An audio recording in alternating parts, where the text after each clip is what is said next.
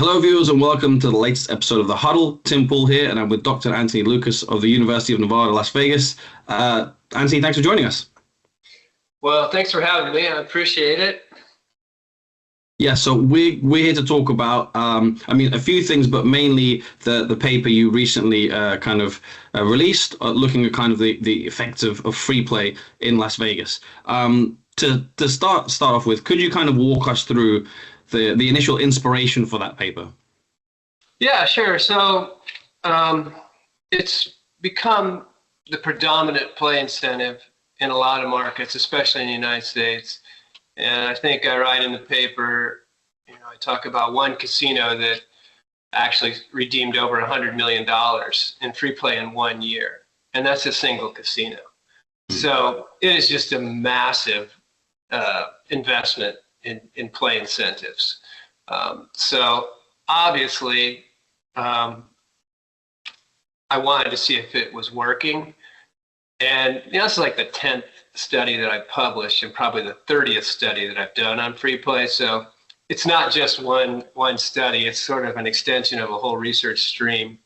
But, like, for example, in the US, is a national market, and even within the regional markets inside of that domain, you've seen a lot of like kind of one-upsmanship. So if one casino offers a player, 15, then the competitor will offer them 20, someone else 25, and it's just ballooned into this massive annual expenditure. Like every year, you're renting this play, and so it's become a bit of a concern, for executives. Like the annual cost has gotten so high. A lot of them would very much like to roll it back, but they're so scared because marketers will tell them, not all marketers, but a lot of marketers will tell them, like, look, if you get rid of free play, we're going to have this like biblical exodus of players, and that's usually that's a very common excuse for not rolling back marketing in general, but that didn't happen. And you know what? That doesn't happen with lottery promotions and rebates and a lot of other things. So this free play study kind of dovetailed with the results of other marketing things that we've cut off and measured. So that's why I did it. It's just become this huge annual cost. And we really need to have a better understanding of, if we're spending all this money, and that's a lot of money, then is it working? And that's really the motivation behind the study. Sure, that makes a lot of sense, and we'll definitely talk about kind of the results and the findings. I mean, what's interesting is, obviously, this is kind of, we're looking at land-based casinos, but looking at the online market, free play and kind of huge bonuses have become not just a big part of the industry, but a reason why a lot of firms have actually, European firms have perhaps exited the US because of the costs of getting a player. When it comes to your results, what was kind of striking initially. Now, this might be quite easy to explain in academic circles, but me kind of looking in, you conducted the kind of the research about 2018 to 2019, and the paper was published this year. So what kind of explains the gap there? Yeah, I think the pandemic had, slowed the world down for a few years, but, and then also, just the academic journal publishing process is not quick.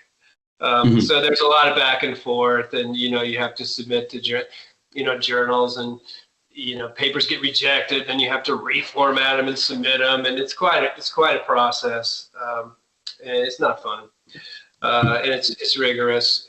So there's a lot of you submit it, then you get all these pages of comments, and you have to address them all, basically write a whole second paper and justify what you've done. And it takes quite a lot of time. So it's not uncommon, really, for that to happen. And I think the sample ended mid 2019, I want to say. So yeah, it's not uncommon. Sure. So that if an executive was maybe critiquing the results, that wouldn't necessarily weaken the findings. And let's say if you carried out the kind of the exact same study this year, are you confident that kind of the findings would probably be consistent? Yeah, they would, because I did. So, I mean, there's always going to be a little bit of difference because if you pick a casino in a different market, in a different competitive landscape or setting, yeah, you're going to have differences. But in general, at this level of player, sort of the mid-level player, this is generally what we see. Pretty significant, rollbacks, even complete rollbacks, like removal down to zero. We generally don't see a significant increase or decrease in spend per trip.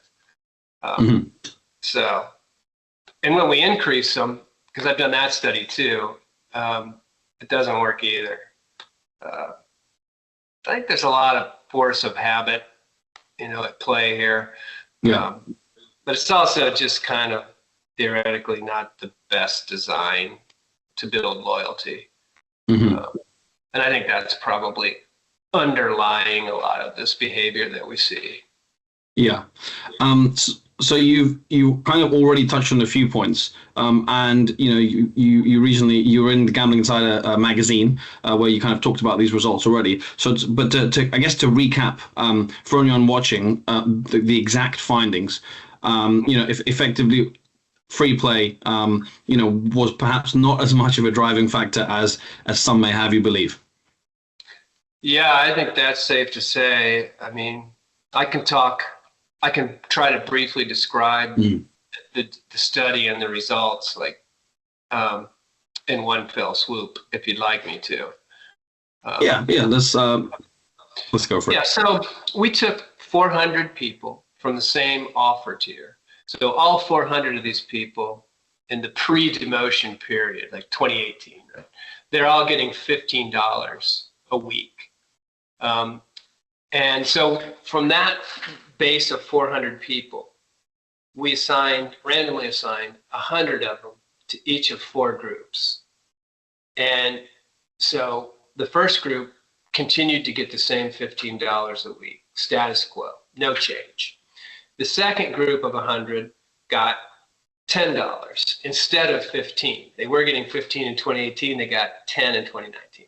And then the third group got 5, and the fourth group got 0. We just cut them off from free play. So the marketing folks would say, well, those people just aren't going to come back. They're not going to spend. But when we look at the data, there were no significant declines in spend. So like if Tim were a subject in the study, we would look at how much did Tim spend in the 6 months of 2018, the pre-demotion period. And then the second data point for Tim would be, how much did you spend in 2019? What was your gaming spend? And we look at those 2 data points, and then we take the difference. And we say, is that difference significantly different from 0? And the answer is no. So in other words, there's no statistically significant change in your behavior, where behavior is your gaming spend. So we saved a whole bunch of money, but didn't get significantly less revenue.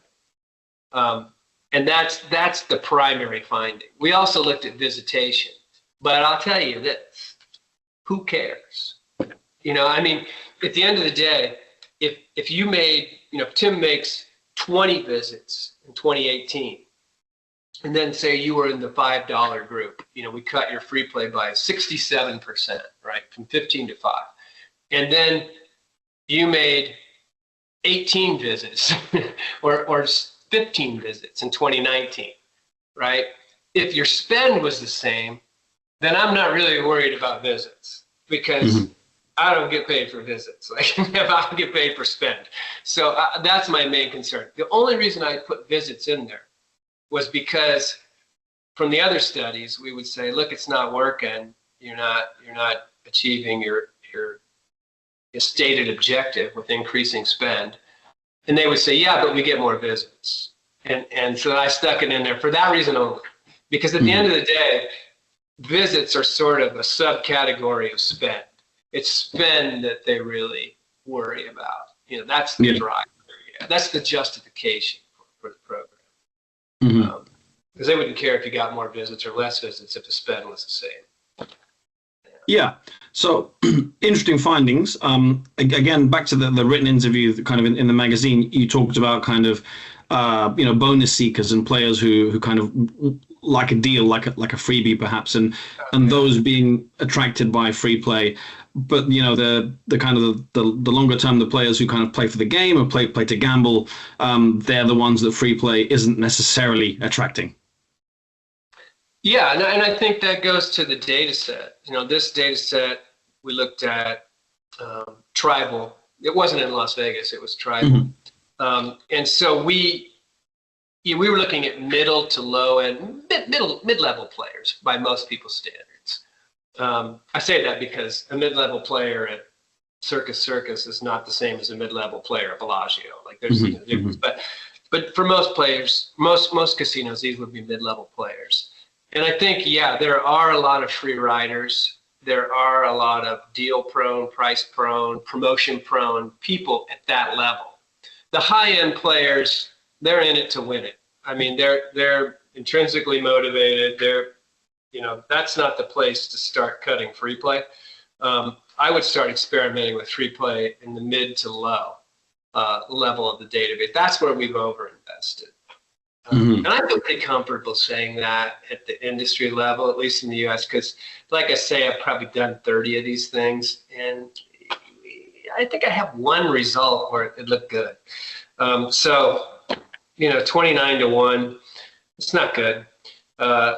So it doesn't mean that free play is categorically bad. It doesn't.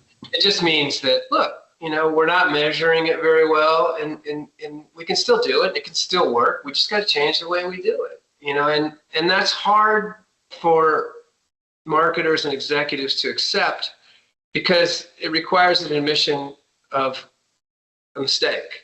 Like we didn't, it's not, I don't even like to say that word, but you try things. Sometimes it works out, sometimes it doesn't. But if you don't use rigorous and objective measurement techniques, you keep making the same mistake over and over. And I think that's we've got to somehow plow through this cognitive dissonance. It's okay. It's not working. It doesn't mean that you're not working. I mean, you just change the way you do it. And I think that's the message, for the industry is it's okay. We don't expect everything to work on the first try. Just be iterative and experiment and be curious and understand that, you're going to get better. You don't have to do it, perfect on the first try. And I think that's really hard. That's the hardest part about changing, the way we do free play is that first really difficult hurdle that we have to jump, which is we got it wrong. And, that's a tough one. Yeah. Really, really interesting to kind of hear kind of the psychology behind it, even phrases like cognitive dissonance. The conclusion, as you say, we're kind of free play is not bad, but it's perhaps being over relied on, that kind of thing. If we're to look at perhaps practical ways of following that up, which is the executive's job, not necessarily your job, right? But when it comes to if the industry were to sit down and say collectively, free play isn't as effective as we thought it was, what kind of realistic alternatives can we present? Yeah, so I would probably do some campaign modification, like maybe we don't go so far down into the database and hit all the free riders and deal prone, price prone people. Maybe we limit who we give it to. Maybe we limit how much we give. Maybe we limit the frequency of the offers, things like that. Maybe we take some of that money out and invest it in the property, in the customer experience, in the customer service, service delivery, things like that. Parking, there's some markets like Panama, like try to park in front of the casino. You can't. I mean, so it's things like that I think facilitate attitudinal loyalty versus, behavioral loyalty. And you really want the former rather than the latter, because these people aren't loyal to a place; they're loyal to the offer. Yeah. And you see it because they'll bounce on you for a dime, and so I don't know why you want to invest in a relationship with that kind of customer, because it's not good for you as an operator. So that's my thinking on that. Yeah, no, that also makes sense. And when you talked about kind of the industry's potential, say, reaction to not specifically this study, but kind of the idea that free play isn't as effective as perhaps it's considered, could that also be something to do with not this in isolation, because as you say, you found these results quite consistently, but that perhaps this message isn't coming at them from kind of all sides. It's generally there's an acceptance within the industry, as you say, and perhaps your findings are kind of going against the mold.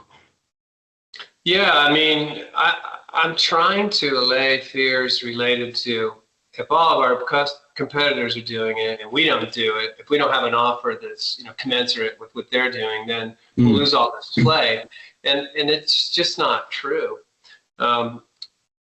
Generally, it could be true in certain circumstances. And you have to understand there's a lot of pressure on these guys, these executives. It's very easy to sort of ride the status quo. It's safe. And I understand that. There's a lot of, corporations are risk averse by design. And they have more to lose than to gain. And so it's difficult if you're, a high ranking executive and you decide to take a chance and roll free play back, and it doesn't work for whatever reason. Mm-hmm. That's a big risk. It's easier to say, let's do it. We got to do it. Fall in line with the conventional thinking or the inveterate wisdom of the industry. It's much easier to subscribe to that and than it is to take a chance. And I totally understand that. I would find fault with that. But at some point, I think if you want to turn the corner, you're going to have to adopt a different approach, which is what we talked about, changing the way we do it. Yeah, absolutely. I think possibly as well, if it was framed in a way where there was a big kind of paper or press release that said the industry is losing X million or X billion in wasted free play, I think that almost even the phrasing might sort of not convince executives, but come across in a different way. I'll get a lot of nasty emails, but sure. Yeah. I do anyway. So. But I don't want to. I'm not trying to criticize them. I want to help them. I'm at University of Nevada, Las Vegas, so we're a public institution, and it's our job to try to help the industry be better. But we gotta. We've done, a lot, and we've done what we can do. But at some point, you have to become like an open loop organization versus a closed loop organization. And I always use the Matthew Syed example of, the airlines and healthcare. The airlines, something bad happens or a mistake is made. They're not looking to blame anybody, but they're looking to understand why. Mm-hmm. And the first part's really important. Because if you're looking to blame people, people aren't going to come forward with information that's critical to understanding what happened, what went wrong. So the airlines are really good. They're open loop. They don't finger point. They're not worried about blame. They're just worried about understanding why the plane crashed and how can we keep it from doing that again.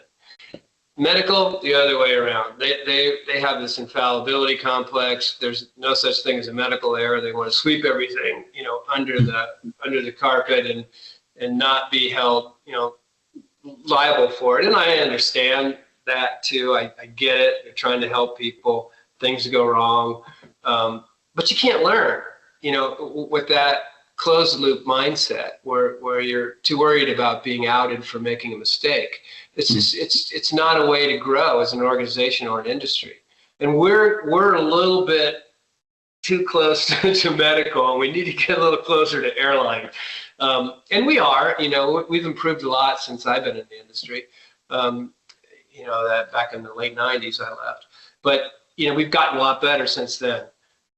Because I can remember so many times when people would come into my office and say, hey, can you come up with some analysis that shows this? Instead of like, what's going on? It's like, no, I need something to support my argument. And that's gotten a lot better. And so we just need to move towards, it's okay to be wrong. Not everything has to work right, but let's learn from it and get better. And that's exciting for gaming executives because they're growing too. And that makes them feel empowered. And it's really positive. But it's just hard to break that, that paradigm the way we do it now. No, absolutely. Really interesting stuff overall. I mean, as you say, the message, even if it might necessarily come across as, this is wrong, it's the message you're putting across is ultimately positive. Let's change things for the better. It'll be interesting to see, if we do see someone experiment kind of with less free play as things go on, we'll keep an eye out for sure.